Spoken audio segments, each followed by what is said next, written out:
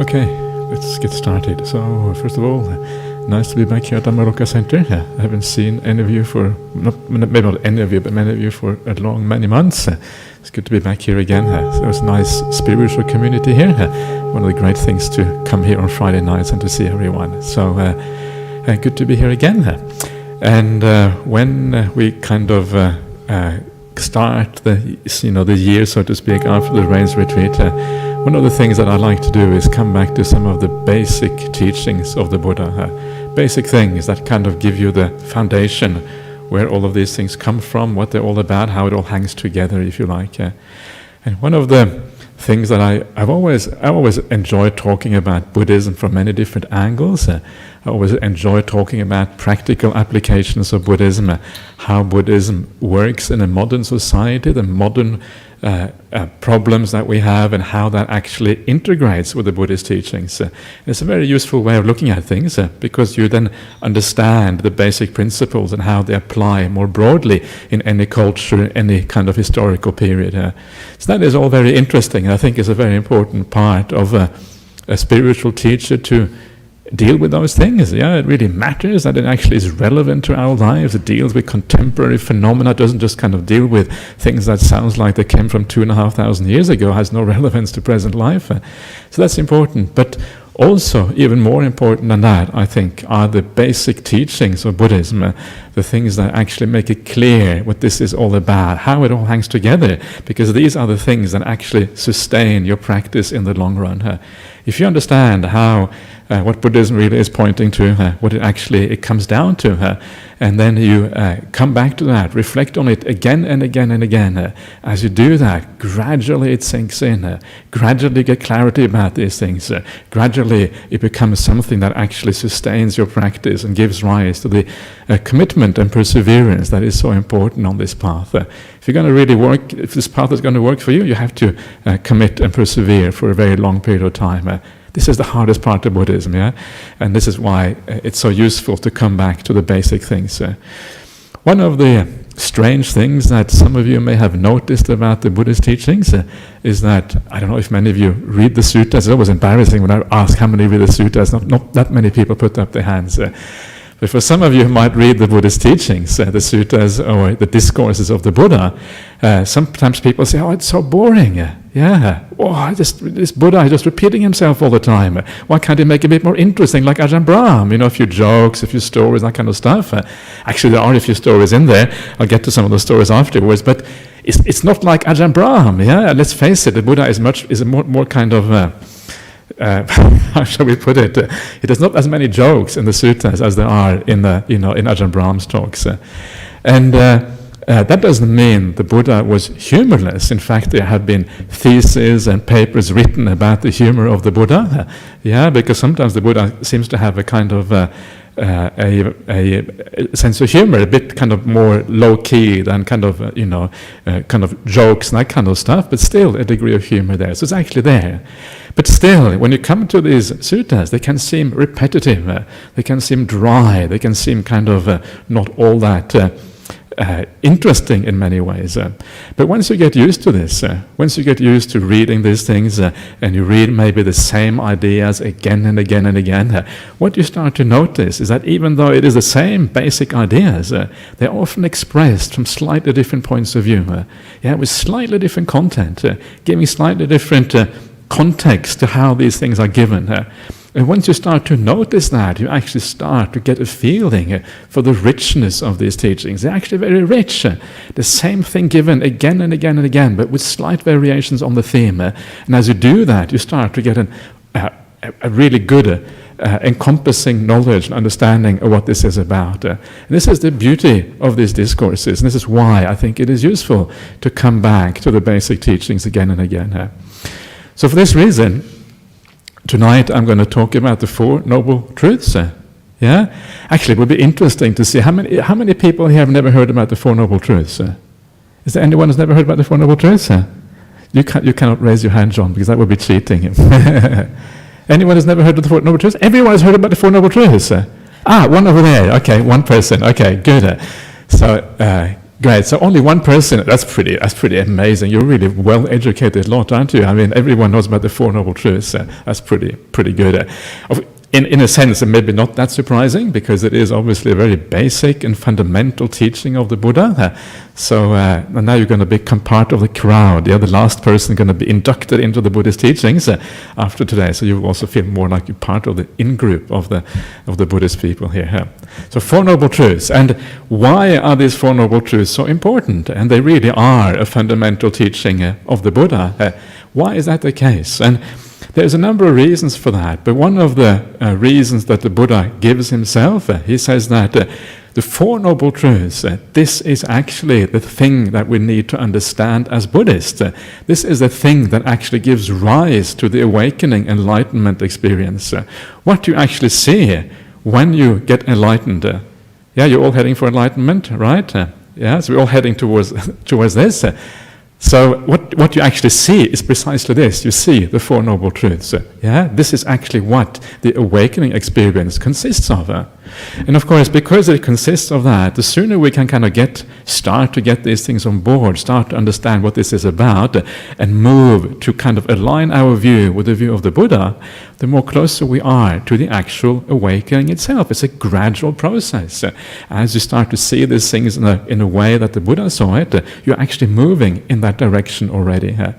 So one of the most important reasons for talking about this is actually this idea of having the right outlook, the right way of looking at the world that is in accordance with how the Buddha actually saw the world. Only then is there a chance that you may actually move towards the same insight yourself. So very important for that reason. This is actually fundamental things. But at the same time, as it is fundamental, at the same time as it is about the very basis, insight into the nature of existence, it is also a very broad teaching that encompasses all other teachings in Buddhism.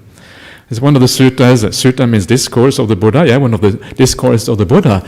The Buddha says, actually not the Buddha doesn't say this. The Venerable Sariputta says this. The Buddha's right-hand monk. Do we have him here? No, he's not here. Can't see properly. No, it doesn't seem to be here.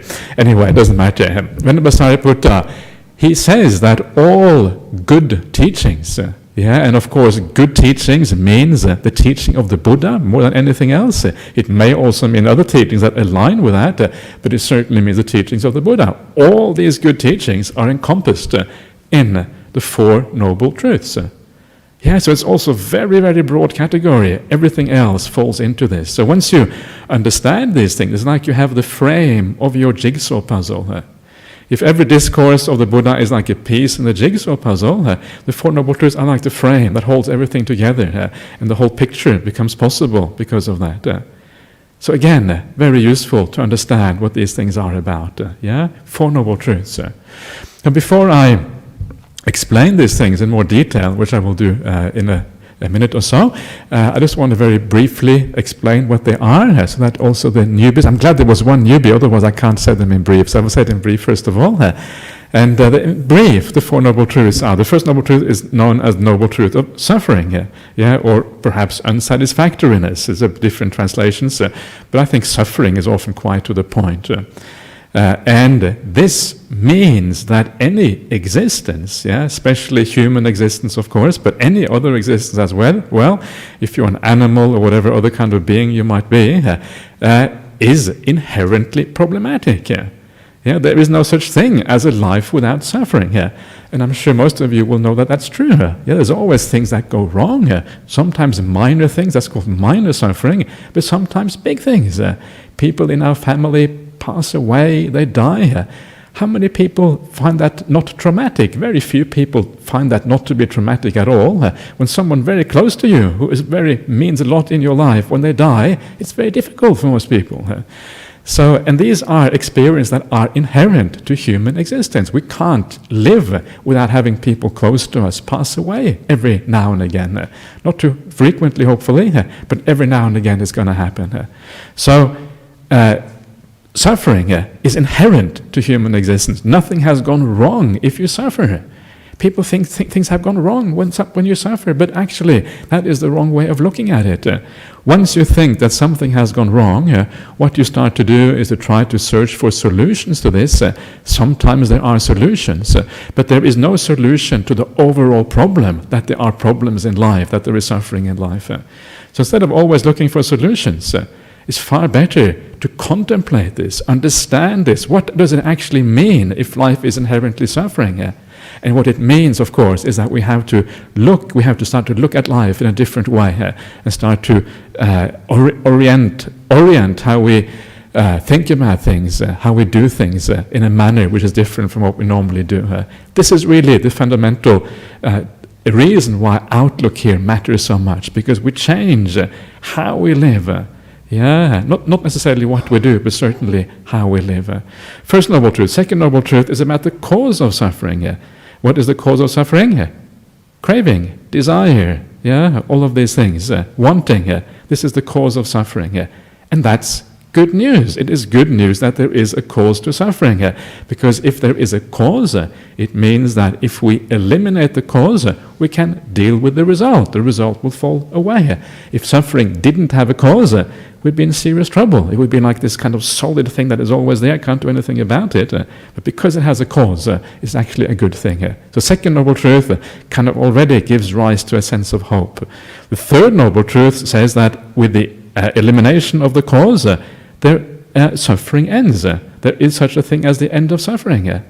And this is one of those amazing things about the Buddha's teaching, and a thing I think which makes this path so worthwhile, and makes it so close, if you like, to the very thing that we all yearn for, that we're all searching for in life. What life really is all about is, of course, an end to problems, a movement towards a higher kind of happiness and satisfaction in life. So there is that possibility, according to the Buddha. So this is the third noble truth, a very kind of positive way of looking at life. And the last one is the path that leads to that goal, the Noble Eightfold Path. So that's the four noble truths in brief. Now, one of the things that is also interesting to contemplate while we're looking at the Four Noble Truths is, why did the Buddha formulate his teachings in this particular way? Why Four Noble Truths? Why not 5? Why not 3 noble truths? Why not 1 noble truth? Why not 1,000 noble? Surely we could have structured this in many different ways. Why is it structured in this precise way? And to understand this, what we have to do is we have to go back to the time of the Buddha. We have to look at how the Buddha, his experience and how it fitted in with the culture at the time. And so what happened to the Buddha is, of course, that he went forth, he became a monk or a monastic, and then he had this experience. And this experience that he had, we call the awakening or enlightenment experience of the Buddha. Now that enlightenment experience is not a articulated experience. It's not something which kind of comes with words and everything like that. An insight, by its very definition, is something that you see in the moment. It's a flash. It's something that you see in a very peaceful and still mind. And there's no verbalization, there's no articulation part of that insight. And I'm sure you know what I mean. If you think about what insight is in ordinary life, you have a problem or something, you don't know how to actually deal with that problem. It's really hard. You think about it this way and that way, and afterward you screw up your head and you kind of get a headache because you think about it too much. And then you sit back, you let go of everything, and bang, suddenly it comes to you. It's a flash of insight. And you realize that insight is actually very different from thinking. Sometimes you actually have to stop thinking to be able to have an insight. And this is one of the reasons why we do meditation practice. You can stop thinking for a while, and then you can have some insight as a consequence. This is what this is about. And it's exactly the same thing for the Buddha. The Buddha is no different from us. So when he was searching for these things, he sat down under the Bodhi tree, like the tree we have. There's a tree over there, Bodhi tree, and he, with the nice shaped leaves like this, he sat under this tree, according to the legend or mythology, and then he actually had this insight into the nature of existence. And then, after coming out, he had to struggle. And according to the sutras, it took him a long time to actually be able to articulate what he had discovered. He was sitting under the Bodhi tree and other trees for several weeks, just reflecting on his awakening experience. Yeah, and I think we can take it as fairly certain that what he was doing was trying to come to grips with this. What does this mean? I've just discovered the meaning of life, for goodness sake. How can I articulate this for other people? You get pretty excited if you discover the meaning of life. Yeah, you can imagine. Meaning of life, jeepers. Other people might be interested in this, yeah, if it's the meaning of life. They better be, otherwise they're really stupid if not interested in the meaning of life. So, and then he articulates this. And for the Buddha to be able to articulate it in a way that actually is comprehensible to the people and the society around him, he has to use the concepts and ideas that existed at that time. And the particular concept that he used to formulate the Four Noble Truths is the concept that was used in medical science at that time. Yeah, and this has been pointed out by several scholars. I think it is fairly clear that that actually is the case. And of course, medical science at that time seemed to be built up of 4 elements. And these 4 elements, and it's very similar to how medical science works also in the present day, they're kind of fairly obvious, I suppose. First of all, you have the symptoms. Yeah, if someone has symptoms, and then when you have symptoms, you go to the doctor, and the doctor does a diagnosis, and the diagnosis decides what kind of illness is it. Yeah, is it a virus, a bacteria, is it cancer, what is going on here? And once you have the diagnosis, once you know what's going on, then you will know whether there is a cure or not. The third noble truth, yeah, is there a cure to this? And then lastly, if there is a cure, well, you give them the medicine that leads to that cure. And the Four Noble Truths are built up on exactly the same principle. You have the idea of the illness. The illness is suffering. Yeah, there is a problem that we want to get rid of, and this is like an illness in our life. It's something that we rather not have. First Noble Truth. Second Noble Truth is about the diagnosis. Well, what is actually going on here? The diagnosis is the problem is craving, desire, wanting. This is what actually keeps this going. By eliminating the craving, that you actually get the cure. And the path to that cure, the medicine that we have to take, is the Noble Eightfold Path. Yeah, so it is a medical kind of thing. And this is kind of nice, it's kind of neat, because in a sense it makes us think about our existence and about our life in a different way. We are all ill in a sense. Yeah, we all have this problem. We are here, there is a state of health that we can actually achieve, but right now we have a degree of illness about us. And many reasons why that is interesting. One of them is straight away it leads to compassion. Yeah, if you remember that all the people around you, we're all kind of stuck in this mire as if we are sick and ill in a certain way. Of course, then compassion for other people arises. So remember that. Everyone in this room here probably, unless you are an arahant, there's not usually that many arahants in rooms like this. So I'm not going to ask you because it might be embarrassing if you happen to be an arahant, but I will leave it at that. But usually everyone has plenty of suffering in their life. And once you get that as an idea, as a reality, you can start to have so much more compassion for the people around you. It kind of comes out naturally. And so this is one aspect of the idea of illness. Another aspect of the idea of illness is that when you are ill, you often feel a bit confused. Your mind isn't really clear. Yeah, you don't really know what's going on. You don't have clarity about you. I just had a short illness about a week and a half ago. I haven't been ill for decades, I think, and suddenly I had like 2 days when I felt really out of it. And you feel kind of, you can't really see up from down. It doesn't feel very nice when you have these illnesses. So you are confused. And this is exactly what happens to ordinary people as well. We're struggling to find our way in life. We're trying to kind of fumble around in the darkness, trying to find a way out of our problems.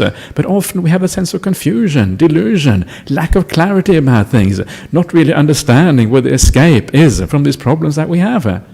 Yes, you can have double compassion. Not only are people kind of sick, yeah, we're all kind of sick, but on top of that we are deluded. We don't know where to find happiness. We're fumbling around, yeah.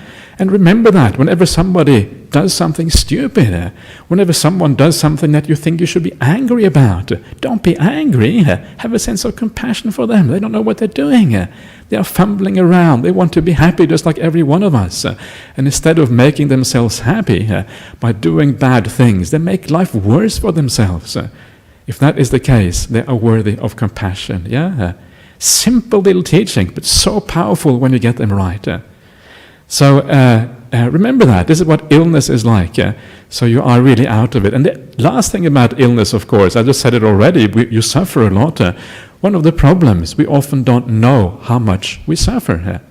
I was reminded of that when I just had my illness about a week and a half ago. I was out, I didn't eat for about 3 days because I had no appetite. You have fever, you're really kind of out of it. And I've just forgotten how miserable it is to be sick. It was a good reminder for me to kind of get back onto the, to the Buddha's teaching about illness being suffering here. And so how is it? How is it possible to understand this in the right way? We don't really feel that sick in ordinary life. Well, the way you understand this is that as you practice this path, as you come here and do your meditation practice, you learn how to meditate properly, you start to emerge from this pile of dung. That's Ajahn Brahmali's expression, the pile of the worm and his lovely pile of dung. You start to emerge, you instead of actually burrowing down into the dung all the time, you actually take the little hook and you kind of pull you out a little bit of dung. And as you do that, you start to get an overview of what is going on here. And you start to see that actually what you previously took to be happiness, what you previously took to be perfectly okay, actually it is much worse than you thought. So you gradually emerge from the problems of life. You start to get perspective on what is happening, and then you start to understand what suffering really is all about. Only then do you understand this as you emerge from this. So there's a beautiful simile, and it's often nice to reflect on these things because often there's a lot of meaning in these things. The idea of the kind of diagnosing an ill patient and is similar to the way the Four Noble Truths are presented by the Buddha. But what I would like to do now is just to look a little bit more in detail on each one of these Four Noble Truths. So again, the first one is the Noble Truth of suffering. And the way the Buddha explains this Noble Truth is as follows. Are you ready? You may not already. The Buddha says, birth is suffering here. Illness is suffering here. Old age is suffering here. Death is suffering here. Being united with what you don't like is suffering here. Being disunited or separated from what you like is suffering here. Not getting what you want is suffering here. In brief, the 5 factors of personality are suffering here. This is the Buddha's definition of suffering, the first Noble Truth. And the first thing there is birth is suffering here. Isn't that kind of strange? Birth is suffering? What does the Buddha mean by birth is suffering? It's kind of weird. Okay, you can kind of get that old age and death are suffering. It kind of makes sense. But birth, what is the problem with birth? And of course, once you start to reflect on it, it kind of perhaps makes a little bit of sense. When you get born, it's probably a little bit traumatic. You're coming from your mother's womb, nice and warm and nice and cozy, and into the cold world, the brutal world outside. That must be quite traumatic. And of course, we don't have any memory of these things, maybe fortunately. But it's probably quite traumatic. And so probably the process of being born is probably not all that nice. But there is a deeper, and there's many reasons like that you can actually pull out why birth is suffering. But there is another way of understanding this. And this is to understand that when the Buddha talks about birth in the First Noble Truth, it doesn't actually refer to the birth in this particular life that we already had. What it refers to is future births. In other words, it is a reference to rebirth. How do we know that? And the reason we know that is because the purpose of the Buddhist path is to eliminate suffering, and you eliminate that through craving. The only birth that you can eliminate, because birth is suffering, is future birth. You cannot eliminate the birth you already had. At least I don't know any method for doing that, but maybe there is a way, but I haven't figured it out. Presumably you cannot eliminate the birth you already had, so it must refer to future birth. So birth is suffering refers to rebirth. It refers to the process of getting reborn in what in Buddhism is known as the samsaric existence, of moving on from life to life, death to death, around and around, ever moving on. That is what it actually refers to. And this already is very interesting, because right there you start to understand that ideas such as rebirth, which sometimes are rejected in contemporary society, actually are completely integrated into the Buddhist teachings. The most fundamental of the Buddhist frameworks, the Four Noble Truths, it is right there. And not only is it there in the First Noble Truth, once you look at all four of them, actually it is there in every one of them. Yeah, and this is kind of the amazing thing. It's there in the Second Noble Truth, the third one, also the fourth one. And that shows you how integrated it is, how inherent it is to the Buddhist teachings. So by taking out rebirth from the Buddhist teachings, actually what you're doing is that you are collapsing one of the pillars that holds up the whole teaching here. You take that out, you have to reinterpret the teachings from scratch, and what you get is something completely different, an entirely different religion, if you can even call it religion, entirely different philosophy. And I will give you an example in a couple of minutes exactly how that is and why that is the case. So that is birth is suffering, already quite interesting. At least for me, I find it really interesting. I don't know about you, but I find it interesting. The second one, illness is suffering, old age is suffering. It kind of makes sense. We kind of get that. But remember that these things also are inherent to human existence. Nothing has gone wrong when you have to go to the doctor. You know what Ajahn Brahmali always says. When you go to the doctor, you should never say, doctor, something is wrong with me. You should say, doctor, something is right with me. I'm sick today. And then the doctor sends you off to the nearest psychiatrist to make sure you're okay. But it's true. It's actually so true. Nothing is wrong with you. This is inherent to human existence. You can expect illness. And hopefully you can also expect old age, because if you haven't got old age, well, actually that is much worse. So we can hopefully also have old age and illness. So this is part and parcel what it is about. And this idea that these things are part and parcel of existence, this is an important thing, again, which drives home the point of what suffering is about. But the most important one, perhaps, in this particular context, the one I wanted to focus a little bit on, is the idea that death is suffering. The fourth factor of these things that we have been looking at is actually death. And I think it is fairly obvious why death is problematic, whether it's our own death or death of other people. It is fairly clear why that is, because this is where we have some of our strongest attachments, our stronger bonds to the people around us. But one of the things that is very interesting is how that the idea of death is also inherent in the Buddha's life story and what actually made the Buddha in the first place. This is actually one of those very interesting things that I think often is overlooked. In the traditional Buddhist ideas about how the Buddha ended up as a Buddha, how the Buddha to be practiced and became a Buddha, you have this idea of the Bodhisattva ideal. You have this idea of this man who has been practicing for many eons, and through those eons been purifying himself out of compassion for the world, trying to solve the riddle of existence, and then being able to teach others to overcome the suffering of life. This is the standard kind of idea in Buddhism, the idea of the Bodhisattva ideal. But of course what is interesting is that if you read how the Buddha himself talks about his own life, there's nothing there about compassion for other beings. That is not the motivating force that drives the Buddha to become the Buddha.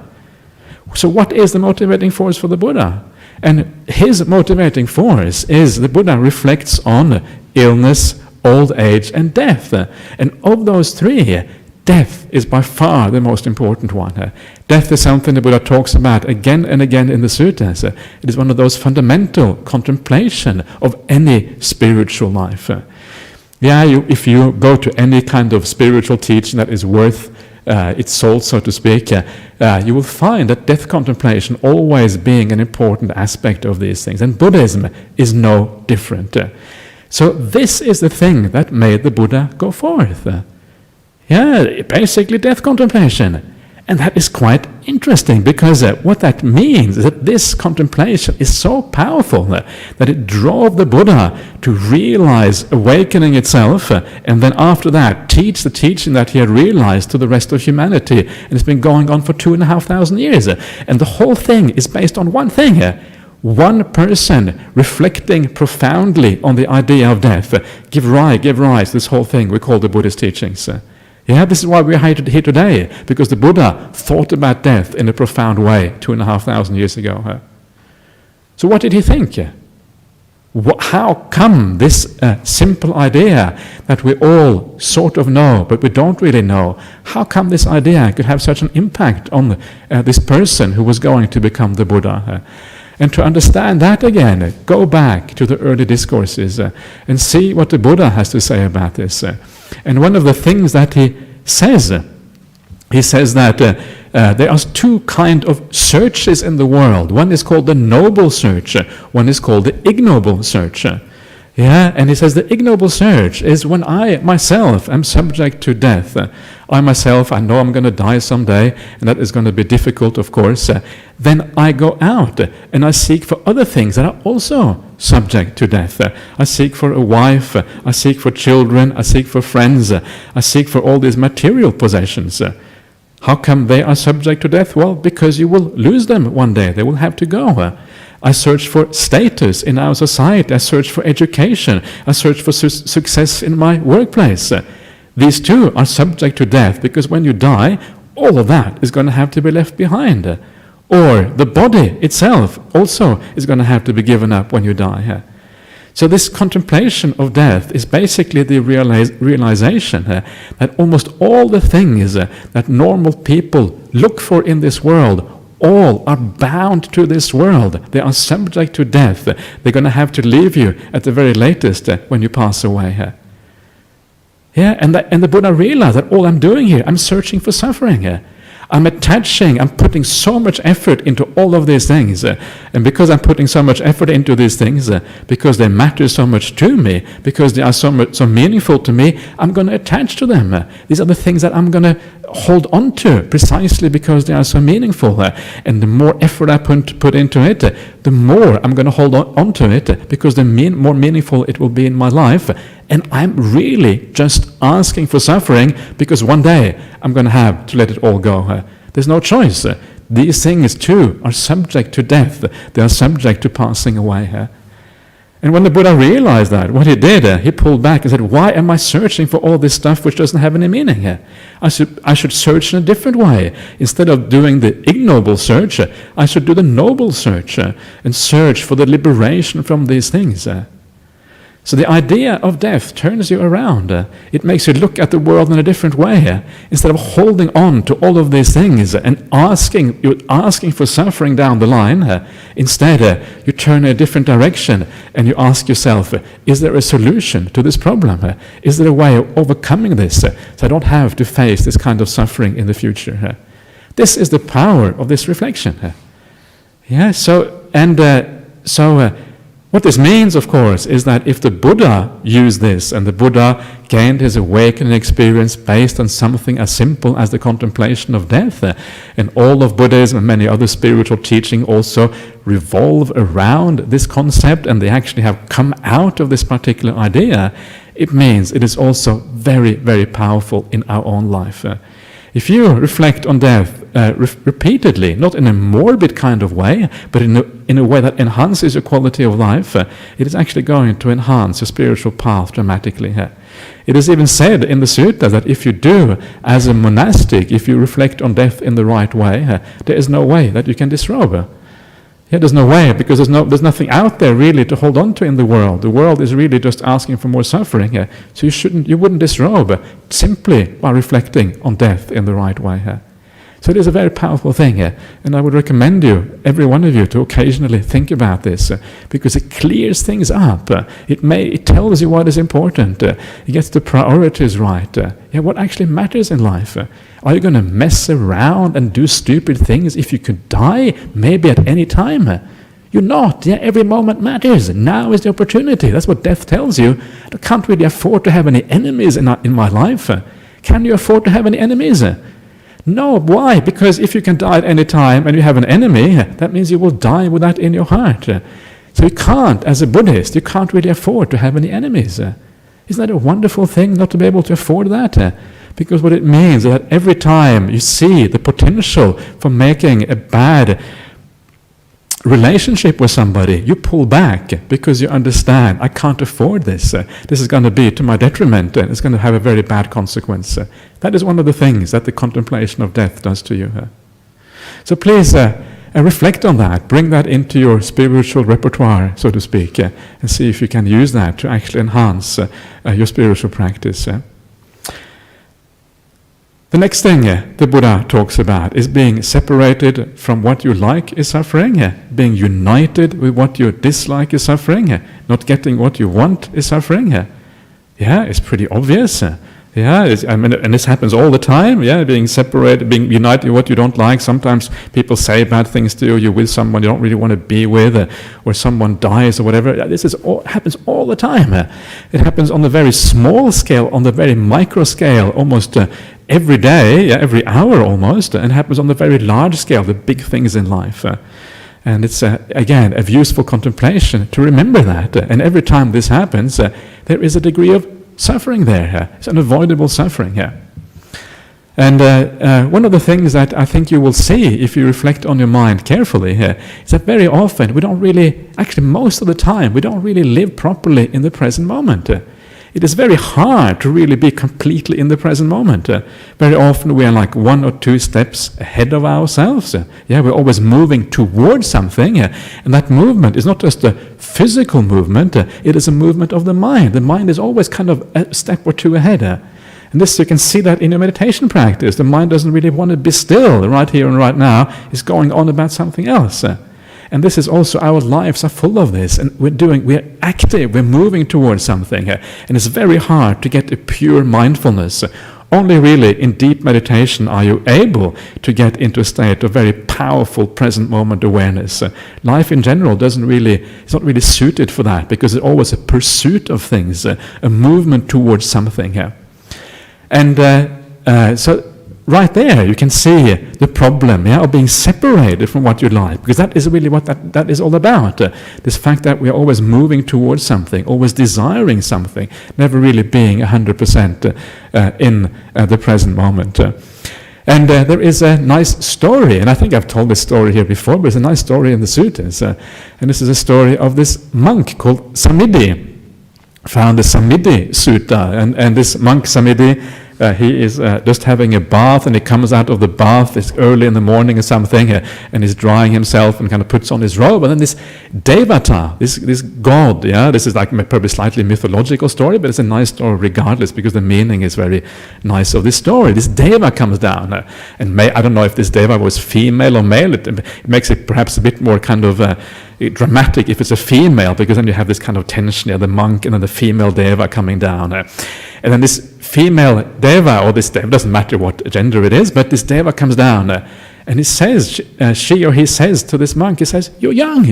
Yeah, look at you. You're still, you have black hair, no gray hairs. You could still have fun. You can enjoy yourself, get a wife, and enjoy all the sensual pleasures in the world. Why have you gone forth as a monk? It doesn't make any sense. What are you doing?" Instead of, and then she says, or he says that all these pleasures in the world, they are right there for the taking. And instead of taking those sensual pleasures that are right there in the present moment, you are seeking for something far away, this distant thing called Nibbana, which who knows even if it actually exists. Why do you renounce those things that are available to you here and now to pursue a dream about the future? It kind of makes sense. Maybe she has a point. What do you think, Micchacara? Does she have a point? It's interesting. Maybe we have made a mistake. And then the monk Samidhi, he says, wait a minute, that's not true. That's not how the Buddha teaches. The Buddha says instead that actually it is the spiritual practice, it is the Dhamma that is visible right here and now. It is sensual pleasures that are always in the future, that are always ahead of you, that you can't really ever grasp.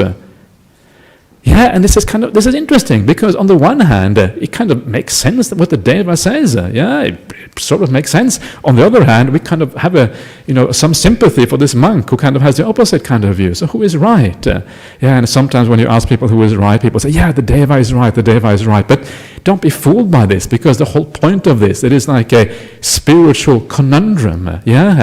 Why is it that the monk is right, even though it appears on the surface that actually the Deva is right? Every time you come here to meditate, you're trying to get into a nice state. How often does it happen? It's like this idea for the future sometimes. And the reason why it is right is precisely the thing I was saying before about being separated from what we want in life, or being united with what we don't want. We're always craving, we're always desiring, we're always moving towards something. We never actually reach the thing that we're moving towards. Or if we reach it partly, we straight away move on to something else. There's this continuous movement. There's always something in the future that we never actually reach. This is what life is about, and this is what sensual pleasures are about. This continuous movement from where we are to somewhere else. Always living in the future, never actually living in the present moment. So what about the Dhamma? What about the spiritual life? Why is that different? And the reason that is different is because if right now you sit down and you have an intention, you want to be kind to somebody else, you think a thought of kindness, you do an act of generosity right here in the present moment, how do you feel right here, right now? You feel good about yourself. Have you ever, I'm sure most of you know this through experience, that when you do an act of kindness, afterwards you feel a kind of glow inside. You know you've done something right and you feel happy about it. That experience of happiness is not about the future. It is an experience that you have right here in the present moment. It is the Dhamma, it is the spiritual life that happens in the present moment. The search for worldly things is always in the future, and it will always remain in the future. It cannot happen in the present moment. Craving by its nature is the gap between where you are and where you want to be. And this is what craving is all about. So there's a beautiful way of thinking about the difference between the spiritual life and the worldly life. They are diametrically opposed like that. Don't fall for what the Deva says.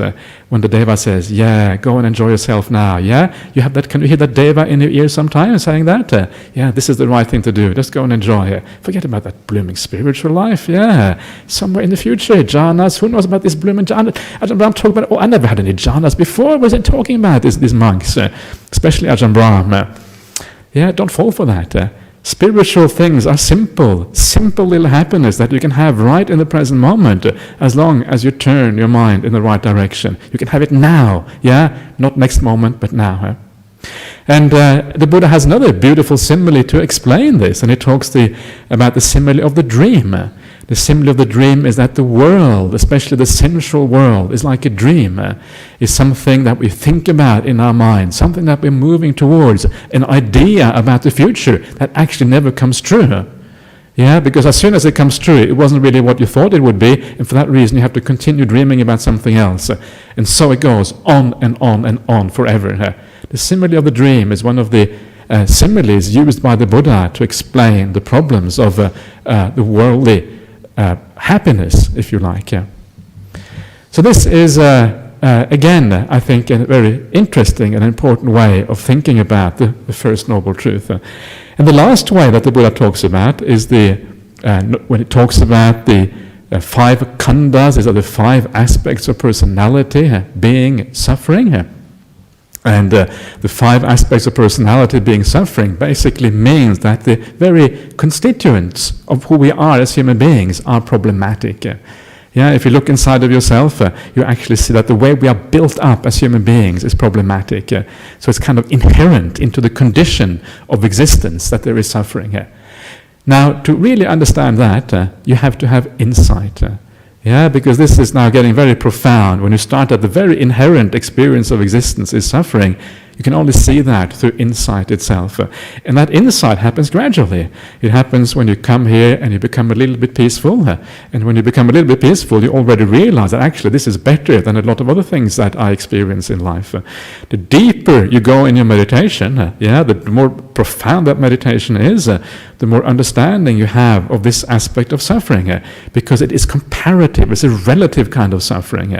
The depth of meditation, which is can be very peaceful and very sublime, puts everything else in relief.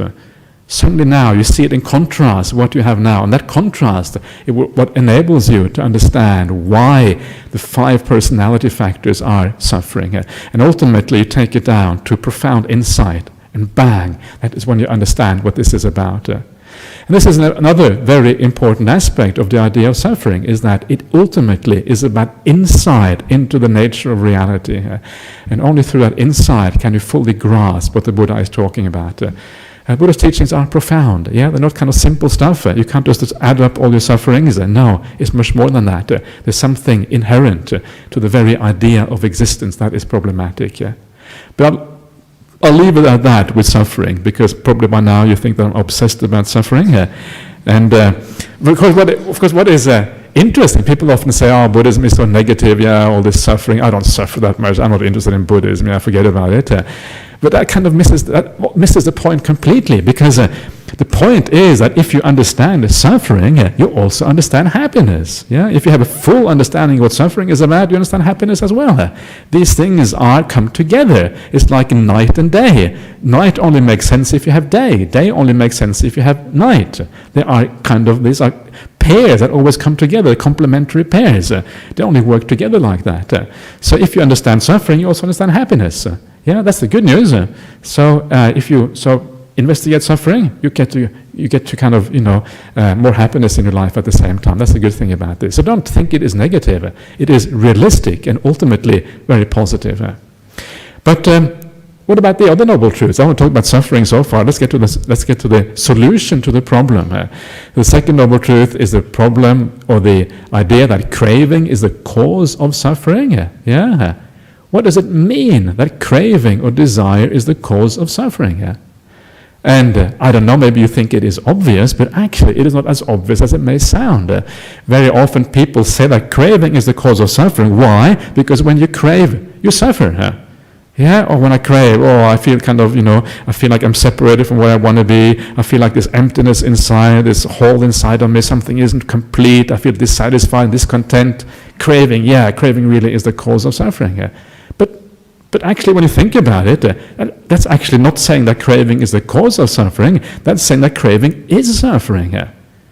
And this is exactly what we're talking about before, this idea of being united with what you don't like and separated from what you like. That itself is suffering. So craving itself is a state of suffering. That is not what is meant by the second noble truth. So what does it mean then? And what it means is when you see the second noble truth, it is always explained as that craving that leads to rebirth. I was saying before that every of the 4 noble truths are about rebirth. That is also true of the second noble truth. It's actually explicitly stated there. It is rebirth craving which is the problem. It is through rebirth that suffering is perpetuated. If it only was a single life, it wouldn't be so problematic. But because it keeps on going on and on, potentially forever, that is why there is a real problem. That is the craving that actually is problematic. This is kind of interesting, and this is the craving that the Buddha is talking about. And again shows you the importance of having this idea of the Buddhist kind of view and outlook about rebirth is fundamentally woven into the fabric of the Buddhist teachings and how it works. And this is why it is so problematic. And I'll give you an example of what happens when you disregard this.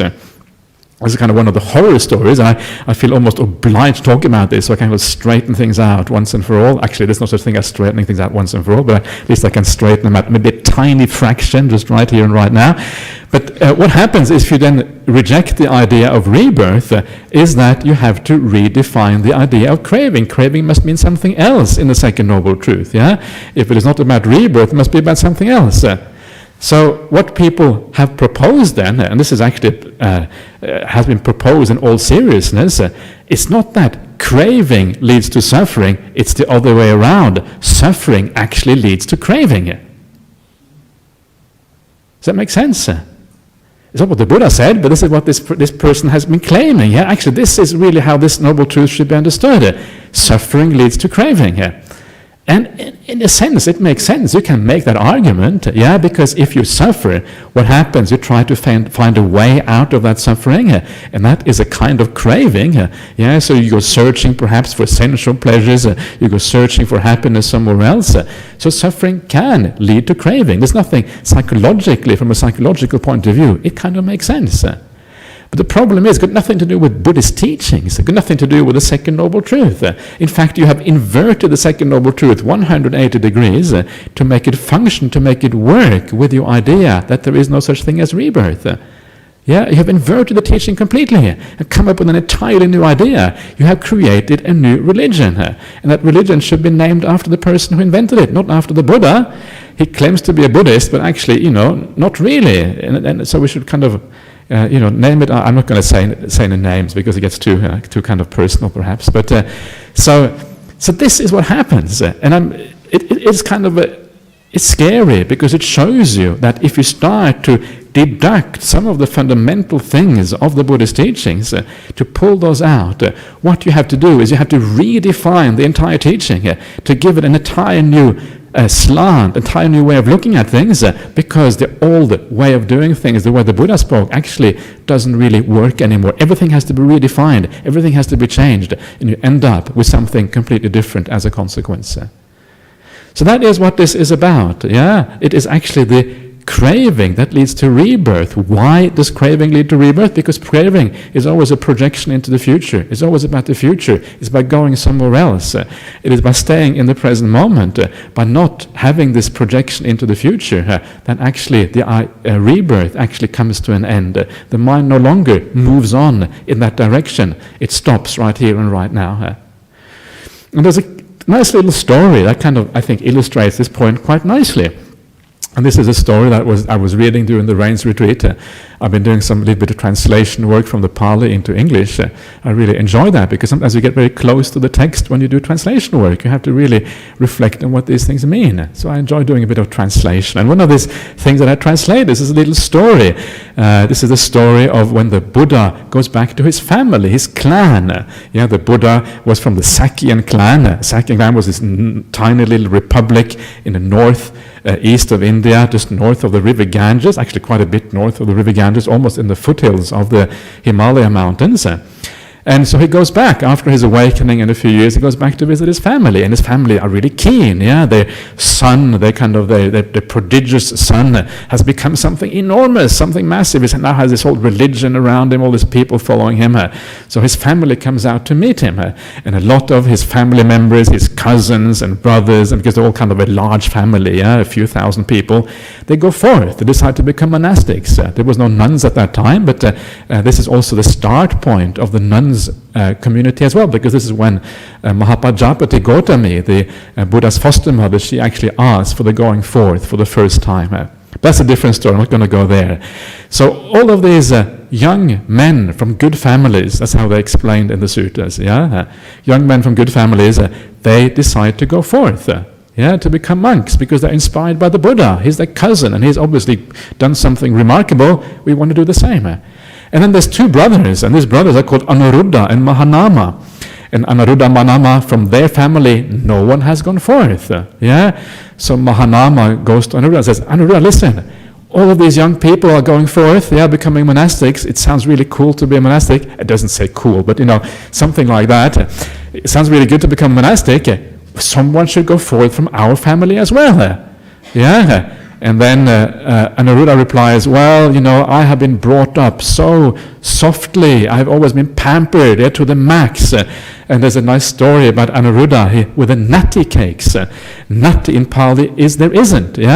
So in his household there was always cakes. So whenever he would go to his mother, he said, Mother, can I have some cakes, please? And there was always cakes available because it was a wealthy household and all of that. But one day there isn't any more cakes. So his mother says to him, Natti cakes, meaning there are no cakes. But he's not used to the word nutty. There isn't. He doesn't understand the word there isn't. He never heard it before. So he thinks it's the name of the cake. So he thinks, oh, nutty cakes. Yeah, please, let's have some nutty cakes. Actually means there aren't any cakes. So that is how he was brought up. There was no no in his household. Always had everything. So he says to his brother Mahanama, he says, I've been pampered so much. There's no way I can stand the going forth. It's just too hard for me. I just need to kind of sleep on thick mattresses and all this kind of stuff. And so you go forth. And then Mahanama says to him, well, okay, but if I go forth, what that means is that you are going to have to take over the household business. You're going to have to do all the farming, because they were all farmers in those days.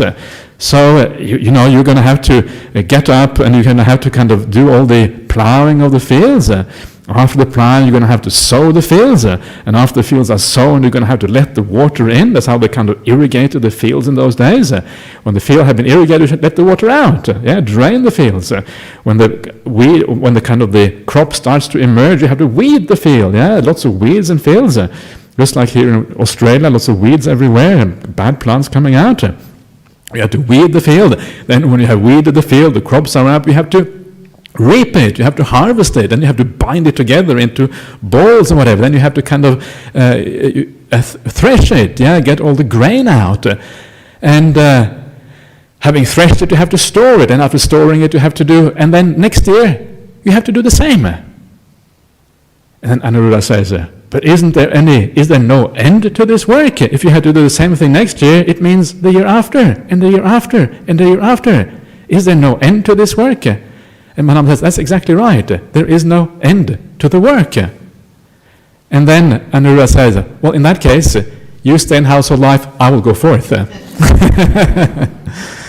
It's a great story. And it symbolizes the problem of the world. It symbolizes this idea that there is no end to things. There is no end to this driving force within us that always moves us forward. There's always more to be done. There is no end to the work. And while you are in the middle of your work, what happens? You die. And then you get reborn, and you already have work in your mind because you died with work in your mind, and you continue working in your next life. And then you move on like that forever after. And this is the problem of this whole thing, is the eternal going on and on like that. And this is symbolized by this sweet little story of Anuruddha and Mahanama. So that is the idea of craving, and how craving always leads to is actually the source of this idea of suffering, and how that actually works. And then you have the third noble truth. The third noble truth, I'm going to go through the last one just very briefly. Third noble truth is the idea of the end of suffering, how all of this eventually comes to an end. If you eliminate the cause of suffering, obviously the suffering itself is going to end. And of course the good news is that there is such a thing as the elimination of the cause. It can be done. It is not necessarily obvious that it can be done, but actually it can be done. And of course, to get that, you have to have a degree of faith. Many people will tell you that eliminating craving completely is impossible. I have heard people say that. I don't believe it's possible to eliminate craving completely. It can't really be done. So there has to be a kind of a degree, in this case, of confidence in these teachings. But the point is, it can be done. It is possible to eliminate that craving. And the reason why it is hard to see that sometimes is because the craving is so close to our personality, to our egos. It is almost part and parcel of who we are. Because the craving is what actually gives us a right to do things in the world. The craving is what kind of gives a legitimacy, if you like, to the doer, to the fact that we should do. And of course we identify with doing. You know what I mean? You're doing makes you feel alive, being creative, creating stuff. It's kind of one of the highest, often things in our society. We look at artists and think how wonderful that they create all this stuff. But actually, from the Buddhist point of view, in the end, the doing is just it is very closely related to the idea of craving, and the doing itself is a part of our personality, part of our ego. And this is why it is so hard to let go of the craving in the first place, because we identify with this so much. So right there is a very profound aspect of the Buddhist teachings. But the Buddha says it is possible. Yeah, and this is kind of the amazing thing. And when you do that, you eliminate all suffering in life, and you actually come to a point when you experience the highest suffering that is possible for a human being. Yeah. The very last one is the path that leads to the end of craving. Yeah, the Noble Eightfold Path. And the Noble Eightfold Path is a big subject, and I usually teach that on meditation retreats over 9 days. I teach just Noble Eightfold Path, nothing else, about 20 hours on the Noble Eightfold Path, but it can be summarized very simply, the Noble Eightfold Path. This is what leads to the end of suffering. You start off with an idea that there is a problem to existence. Yes, you start off with the idea, basically, of these Four Noble Truths that we've just been talking about, because that talks about the problem of existence. And once you have that idea that there is a problem, then you get on this path that the Buddha taught, and that path is really just a path of purifying yourself. Why do we need to purify ourselves? Because an impure mind is a mind that is riven by ill will, by craving and desire. All of these things are distorting forces in the mind. So we gradually reduce these distorting forces until eventually the mind becomes entirely clear. And through that mind, which is entirely clear, only then is it possible to see things in the right way and therefore eliminate suffering. Then you have this insight into these Four Noble Truths, and then that actually then ultimately leads to the elimination of suffering itself. So, there you are. I forgot to say, by the way, I promised at the beginning I was going to talk about how rebirth is integrated into all the Four Noble Truths. I forgot to say that towards the end. So, the third Noble Truth, how is it integrated there? Well, because the third Noble Truth is the elimination of that same craving of the second Noble Truth, which is about rebirth. And in the fourth Noble Truth, the very first aspect is right view, which again is rebirth, is a very fundamental aspect of the idea of right view. So it is there, absolutely integrated with the whole thing here.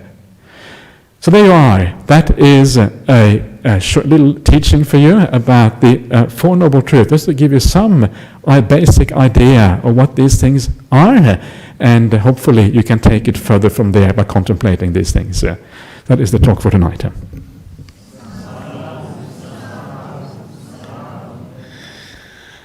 Okay, so do you have anyone has any questions or comments or disagreements or complaints or anything else they would like to voice? Now is your opportunity here.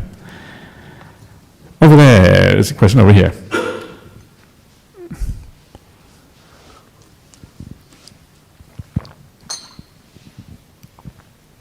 Thank you very much for the talk.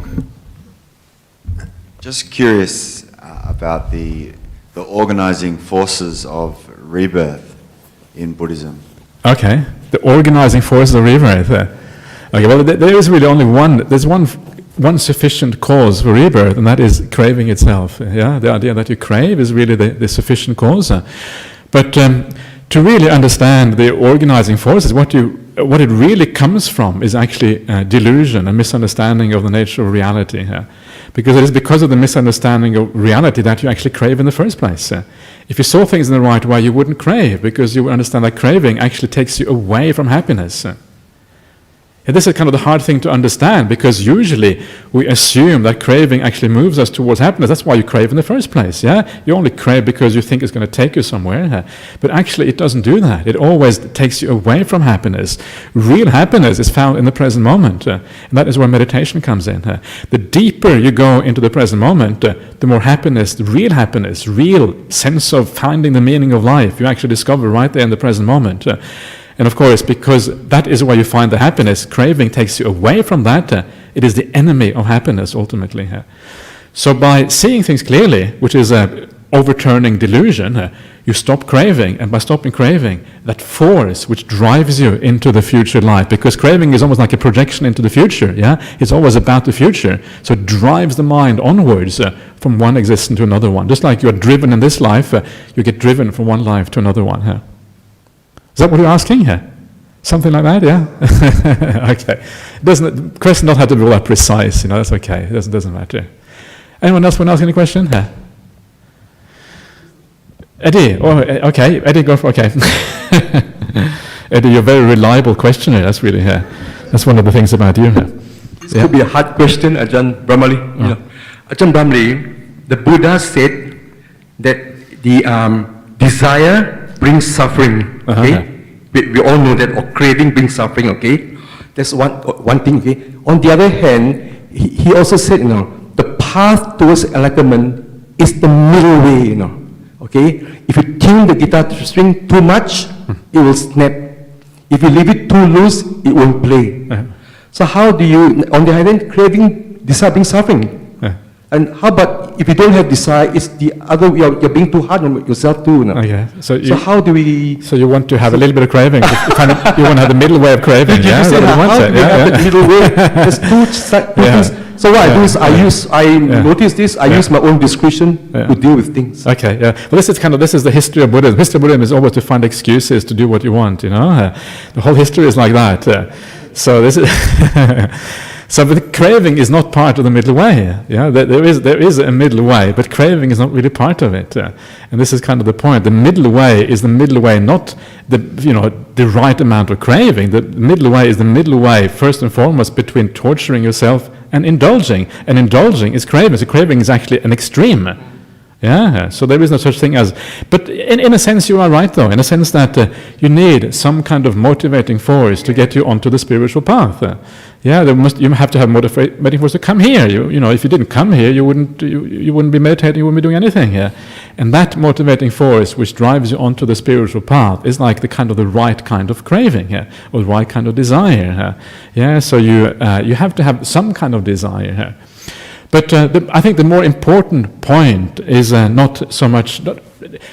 People often worry about overcoming craving, but I wouldn't really recommend to focus too much on that, because actually it's very difficult to just overcome craving. You can't stop cravings just out of the blue like that. So much better to focus on the Noble Eightfold Path. What is it that I have to do so as to move in that direction? So forget about craving a little bit. Instead ask yourself, how do you practice this path? And then by forgetting about the craving and just focusing on the practice, craving will gradually disappear on its own. So your job is to be kind. Your job is to have a good heart. Your job is to overcome anger. Your job is to care for the people around you, to have a sense of compassion, understanding, wisdom. That is our job.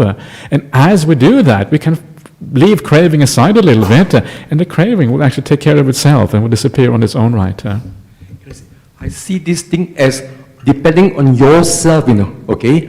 On what level you are, If you're at a higher level, no doubt, desire brings something, yes, attachment, all the thing, But then if you're on a lower level, when the person still needs that desire, and then if you really go without the desire, then that's not right, isn't it? You can't go. You can't go without desire. Yeah, you have to sort of look at your, yourself too. What level you are in. Just be good. Have a good heart, Eddie, and you will be doing well. That's all you have to do. Okay. Anyone else? Over there. Over here. Yeah.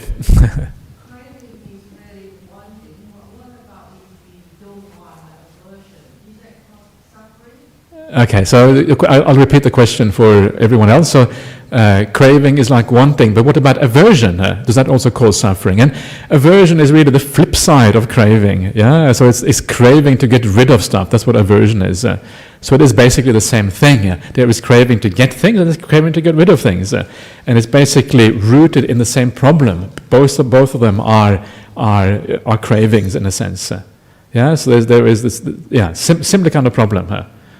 So both are problematic. So it's always, these things are always nuanced, and they're always you can always kind of nuance these things a little bit. I mean, so in the same way that you can say that you should have a bit of craving for the spiritual life, in the same way you can say you could have a little bit of aversion towards some things, have a bit of aversion towards being immoral. So if you have a bit of aversion against being immoral, that's the right kind of aversion. Don't have ill will, don't get angry about it, but just have a bit of aversion. Oh, immorality, I don't want to go there. So, and use that as a kind of a stepping stone to get rid of aversion completely at the end of the day. Okay.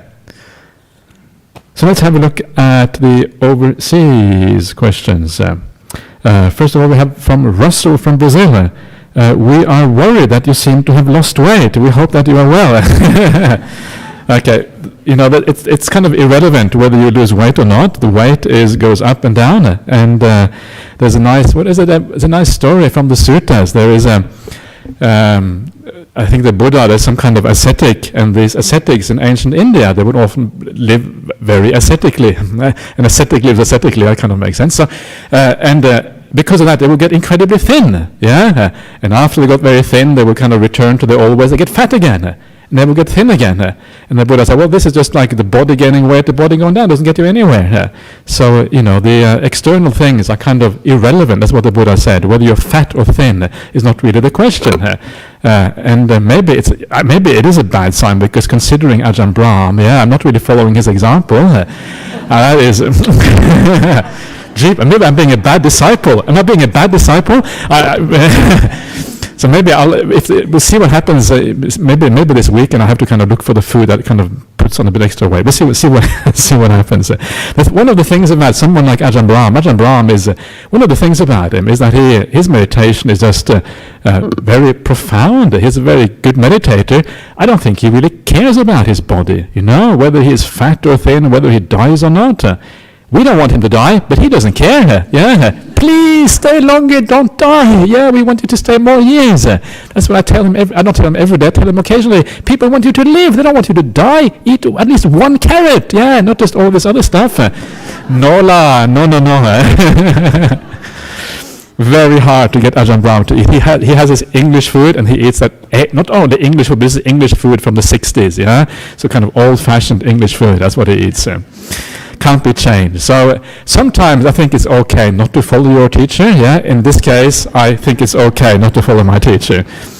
So Russell from Brazil, I don't think you have anything to worry about. I think everything is actually okay. Anyway, next question. This is from Diana in the USA. How can I not feel sorry for others who do not understand or are not willing to learn what the Four Noble Truths mean? You can feel sorry, you can have a bit of compassion, you can for other people if they don't really want to hear these things. But remember, it is very hard to know exactly the trajectory and the path of other people. You just don't know where they're going to go. And sometimes you may be on the path and then you lose the path later on, or you practice well and you move forward on the path. It's very hard to know where people are going to go. And some of these other people who are don't understand the Four Noble Truths, later on they might. They might change their mind. Maybe they are just kind of being a bit rebellious. They don't want to listen to you right now, because sometimes when we try to convert other people, they say, no, I don't want to be converted. So when you pull back a little bit, they might reflect carefully, think, actually she has a point, and maybe then they might come around to these Four Noble Truths.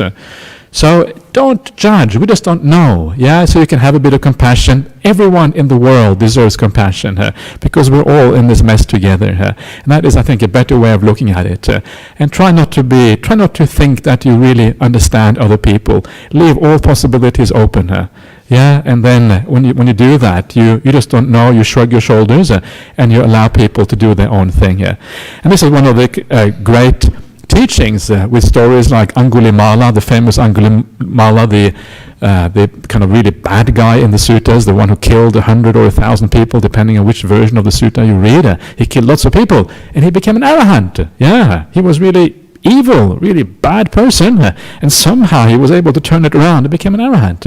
And this means one of the lessons from that is to never really judge people too fast and allow people the possibility to change and become something more than they are already. Okay, last question from overseas. This is from Sam in Cape Town, South Africa. Is it better to observe suffering with kind eyes with the intention of understanding it rather than reacting to it and trying to control it with your reactions? Indeed, it is a little bit of both. It is also important in life to live to counteract the suffering of the world, to do our part, not to be completely passive and to say, oh yeah, suffering arising, suffering passing away, yeah, climate change arising, climate change passing away, immigration, refugees drowning, refugees, whatever. And of course, that is becoming too passive. It's important that we take a moral stance, that we kind of support our society, that we do our bit to do the right thing, that we help other people. Otherwise, we're not really practicing fully. But at the same time, we should also understand that we're never going to be able to resolve all the problems in the world through action, through changing things. Our own life, there's always going to be a residue of suffering that is always there. So we do both in a sense. We understand it. We understand the limitations of what we can do. And then we also have compassion.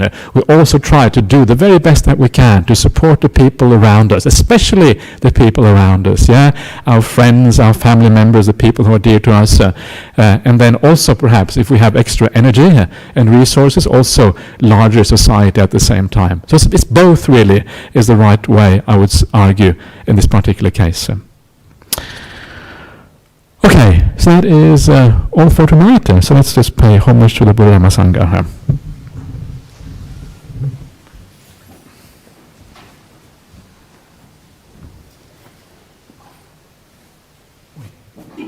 Arahang Sama Sambuddho Bhagava Buddhang Bhagavantang Abhivademi Svakato Bhagavata Dhammo Dhammang Namasami Supatipanno Bhagavato Savaka Sangho Sang